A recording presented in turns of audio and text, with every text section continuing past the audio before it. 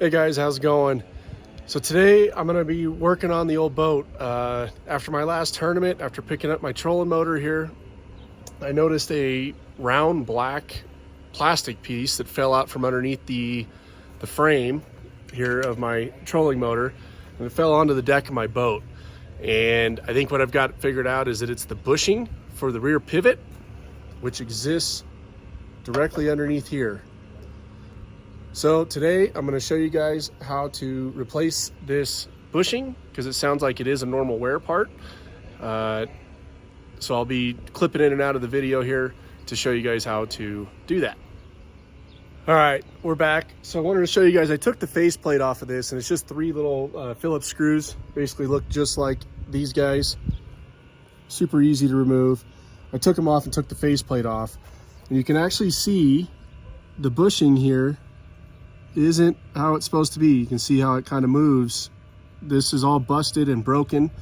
That's what broke off and actually fell onto my boat. Okay, so the first step to get this thing off is I have to release the trolling motor and put it up in the air, and then take the pin out of this and take the whole head off. So there's no weight, so I can get to this bracket, because this bracket actually has to come out of the mount, and doing it with the trolling motor attached would be a pain. So I'm gonna put this thing up in the air, making sure I don't hit anything, and take that bolt out right here, which will slide the entire head unit off. And then all that'll be left is the support arm. Standard. The other thing that I saw is this is under a bunch of tension. That's why down here it's got a latch. When you undo this latch, it's assisted and it opens. So if I take this whole unit off and unlatch this thing now doesn't have any weight on it, and it'll come shooting back at you. So I'd put the strap on it just to help alleviate you getting smacked in the face by that arm. Okay, so you can see I've taken the whole head unit off. That's where the Allen head was in there. And I was able to lift the entire motor and mount and just lay it on the deck. I don't have to unwire anything. I don't have to do anything else. I just took it off and laid it on the deck. So now I have a standalone bracket here. So now the next step here is going to be to take the strap off and unhook this and take the tension off of that gas piston that's inside.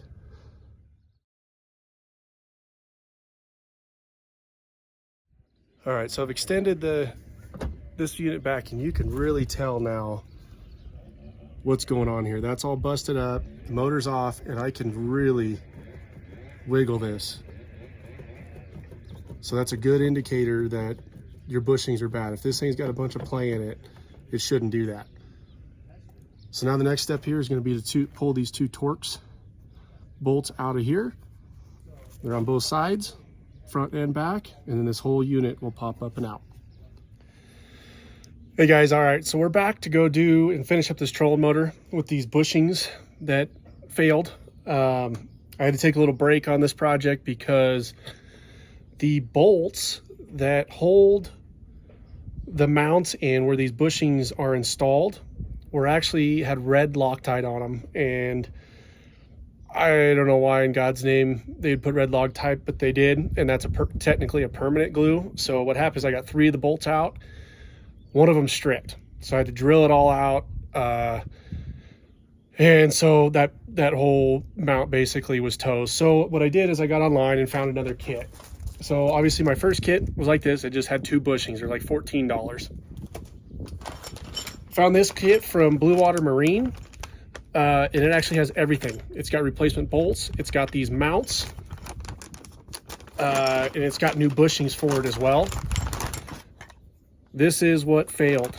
So right here, this is what sticks out on the side of your trolling motor. In the earlier videos, you'll be able to see it looks just like this. These bolts here had red Loctite on them, and that's what stripped. So I couldn't get the thing out. It actually broke the bolt off. I had to drill it out to even get the mount off. And so I'm going to start over here, and I just bought a whole new kit. That's like $35. So my recommendation going forward would be you just buy that kit. It's 20 extra bucks and you have everything you need. So that's what I would do. So I'm going to continue with the video here and show you guys how to do the install. So in order to get these mounts out, these come out of the side of the trolling motor bracket.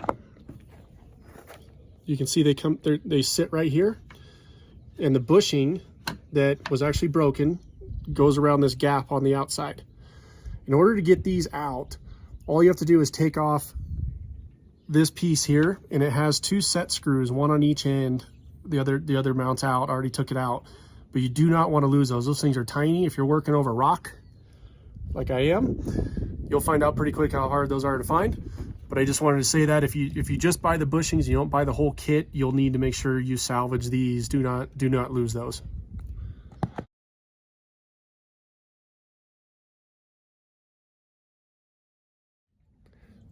Welcome back, you guys. I just wanted to show how this thing is now. You can see the new bushing is installed.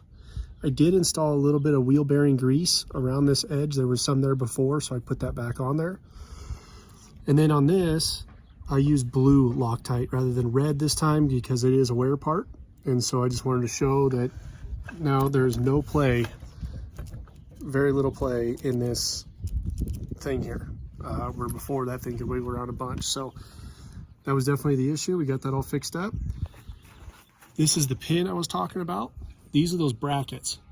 So you can see the pin runs all the way through the arm that holds your trolling motor up top. So you just slide that thing all the way back through. You can see the set screws here and here. Put it all back together. It's actually, this whole project probably takes 30 minutes.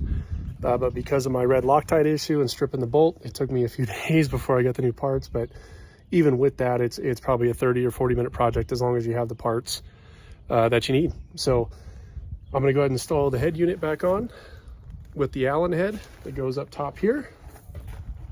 We'll put that back on there and this thing will be complete. If you guys have any questions or anything about it, let me know, but and I can help walk you through it the best that I can and what I learned on this.